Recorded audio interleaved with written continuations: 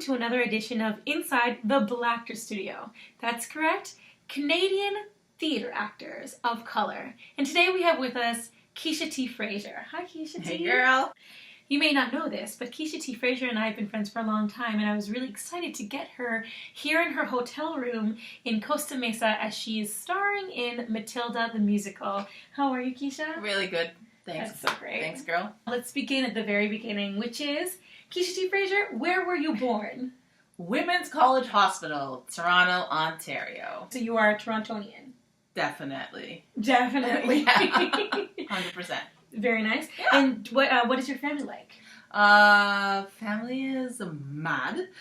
Family is good and crazy. Family life is really amazing. Can't say that we were not provided for in every way. Family was full of laughter, full of life, full of a lot of good Caribbean cooking. And where are your parents from? St. Vincent and the Grenadines. Very nice. So yes, it was basically a West Indian upbringing in the snow. Like myself, yes, yeah. Yeah, so a little different from some Canadians, but Canadian all the same. Where did you go to school? Ooh, like theater school? Well, I mean, how did your life begin? Did you dance first? Did you sing first? Like, how did you? I think I played piano first. I didn't sing for a long time, so I played piano first. Started piano when I was 5, and I started ballet, tap, and jazz the same year. I think music was my first love. Any type of music, all type of music. Not necessarily singing. Definitely, I loved playing piano. I played the flute growing up as well. I played, excuse me, the clarinet. I played the sax. As you heard in her voice, that was the clarinet coming through. So, I didn't really know that. I always sang, but I didn't ever think I was a singer. Right. Until one of my friends, I think we were about 13 or 14. We were part of this little group at I think it was the Scarborough Conservatory of Music, must have been. And then the teacher took those of us that she liked and not liked. The teacher took a couple of us and made like a little group. And then we performed at like some like festivals or like little competitions. And then I would say like either maybe my third year of high school. Hopefully I didn't have much more than that.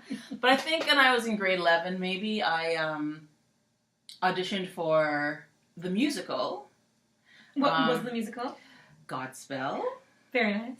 So I recorded a song from Annie off of a record player onto a tape player. A tape player? What's a tape player? I'm giving away my age.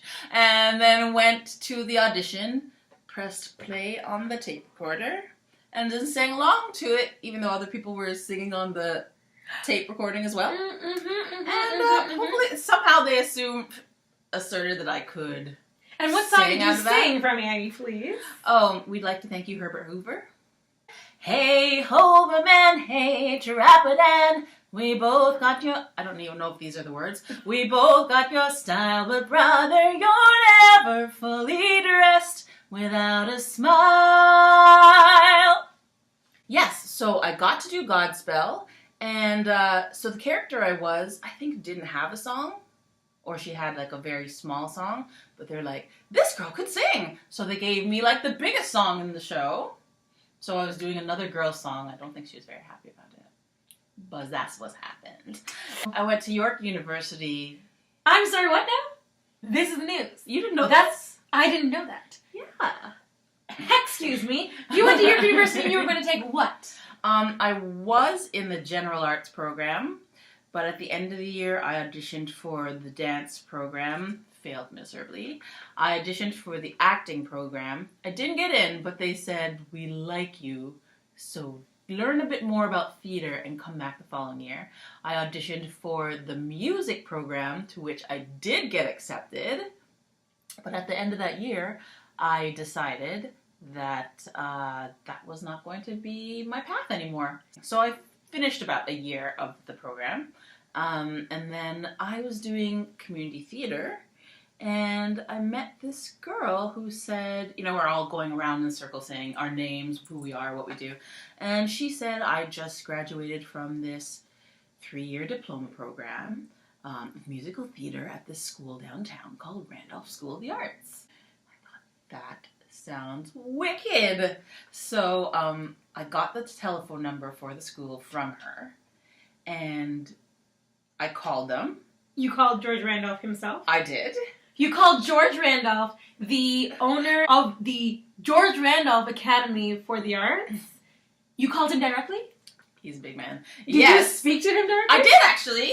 I spoke to him, and I spoke to the artistic director. I think I spoke to him first, and he was really nice to me. I spoke to the other person who was the artistic director, Ron Singer. He said they had actually finished their auditions for the year, and that I probably had to wait until the following year to be admitted. And I just knew that if that happened, I wasn't going to do it. Luckily enough, he called me back the next day. I think a couple people had dropped out. But I couldn't do any more a group audition because those were done. I had to go in and do everything privately. Oh, excuse me. Yeah. So I had to go in. I had to sing 2 songs in front of him. So there was no, I don't think... In front of Ron Singer, not in front of Ron Singer, right. So there was no piano or anything involved. I just had to sing and make sure I stayed on key and, you know, acted through my song. So I did 2 different songs in front of Ron.